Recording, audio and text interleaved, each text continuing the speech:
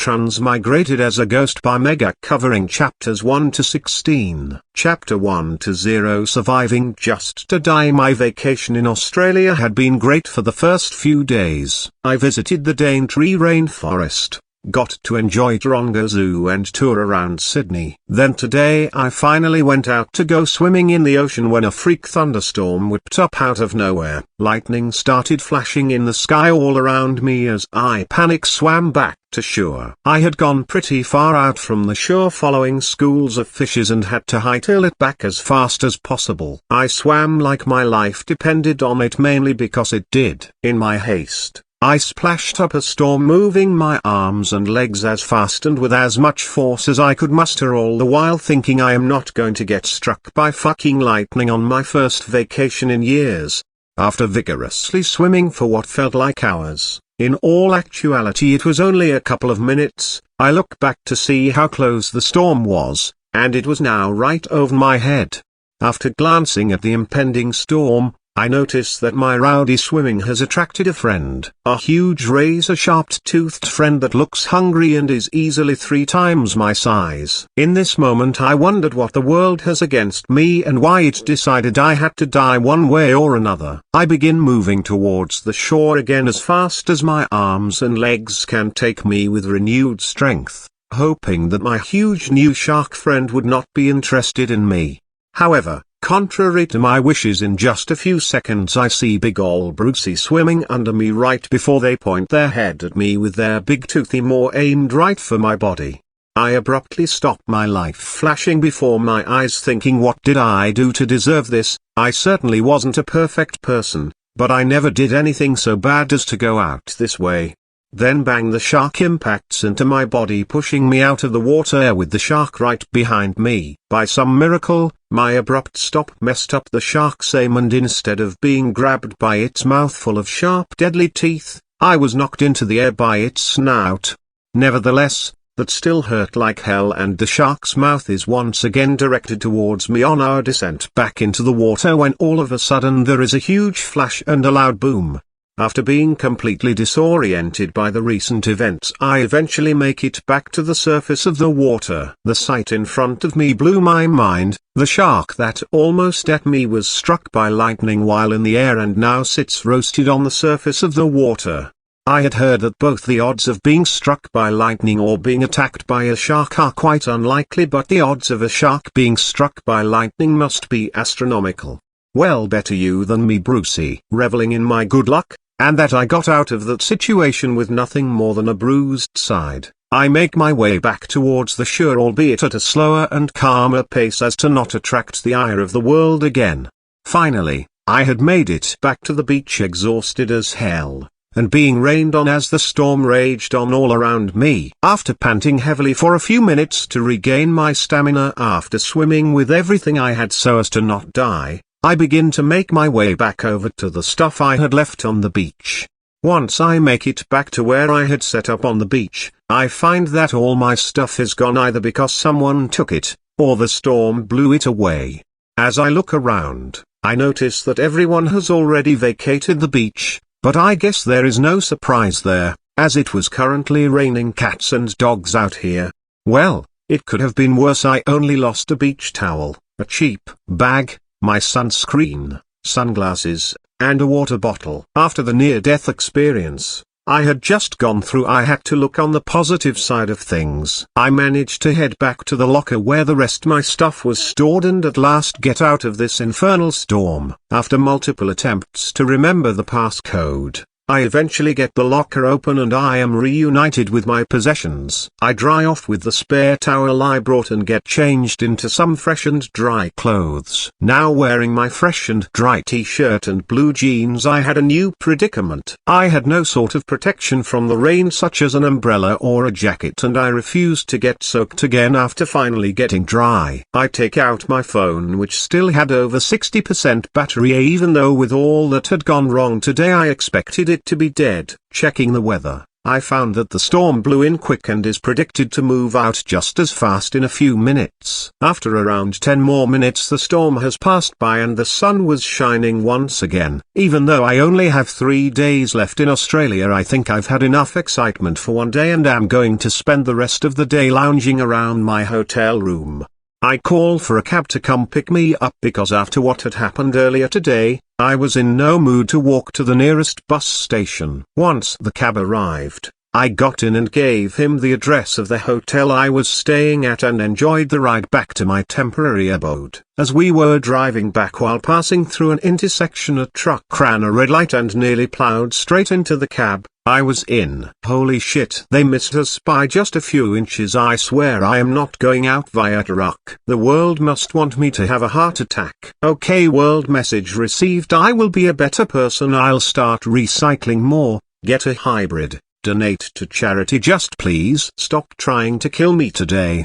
At long last the cab pulled into my hotel. I exchanged some niceties and then paid the driver. I scurried into the hotel and up to my room as fast as possible, and when I closed the door to my room, I could finally breathe easy again. Okay, I am not leaving my room for the rest of the day. I need a shower and some food, and then I am spending the rest of the day in bed.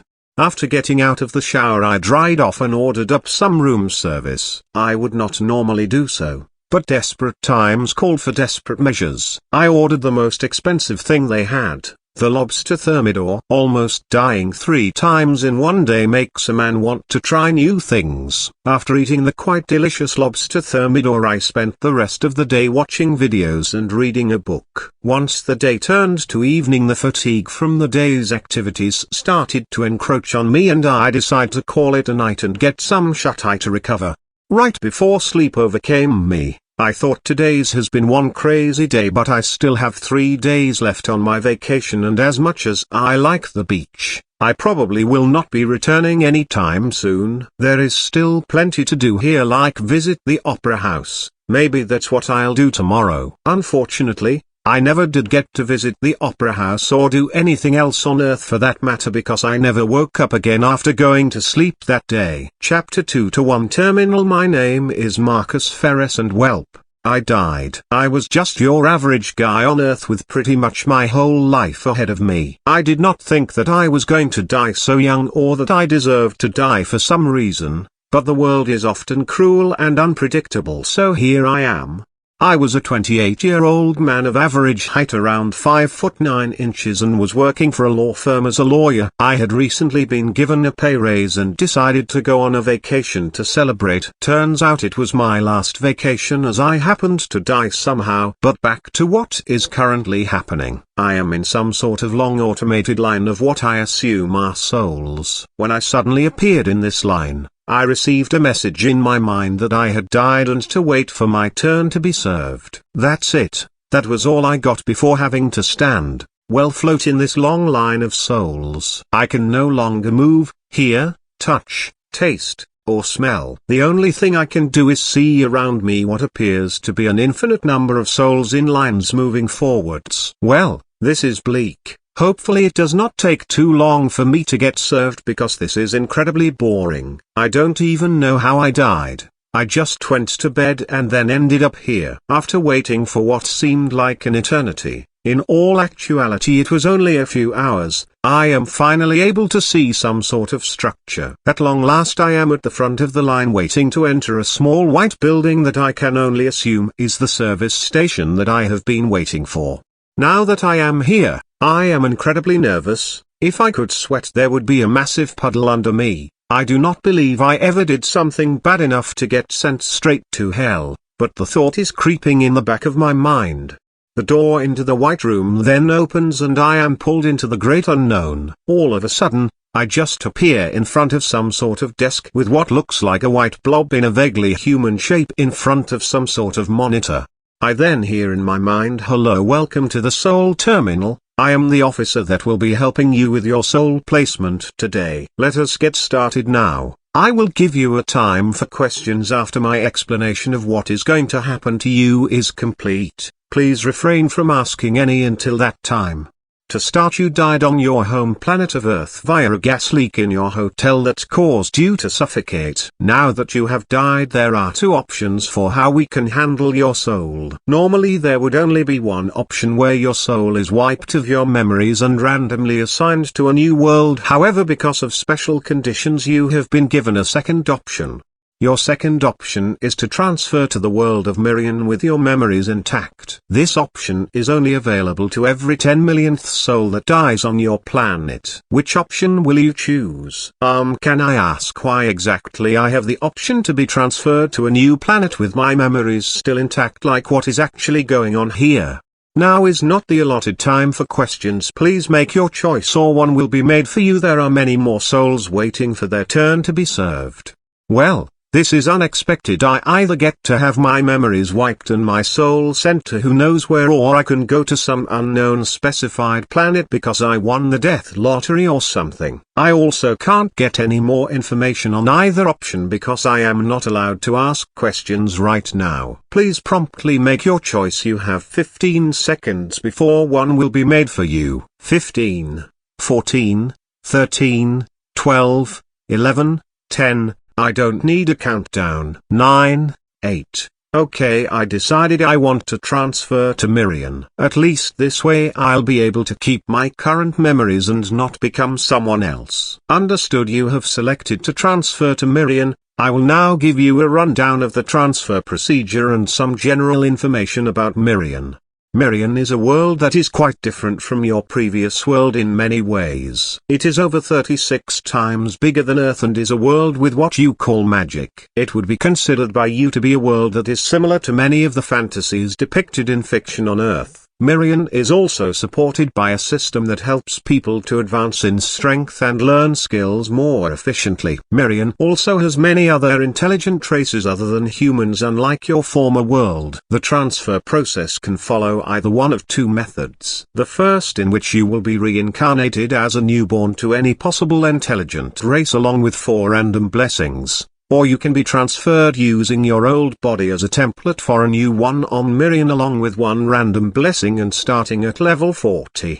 In either case you will also receive the unique skill personal status, a small item box, a single language token, and an introduction to Miriam booklet. At this time, you may ask any questions you have in the allotted 10 minutes before you need to make your choice of transfer.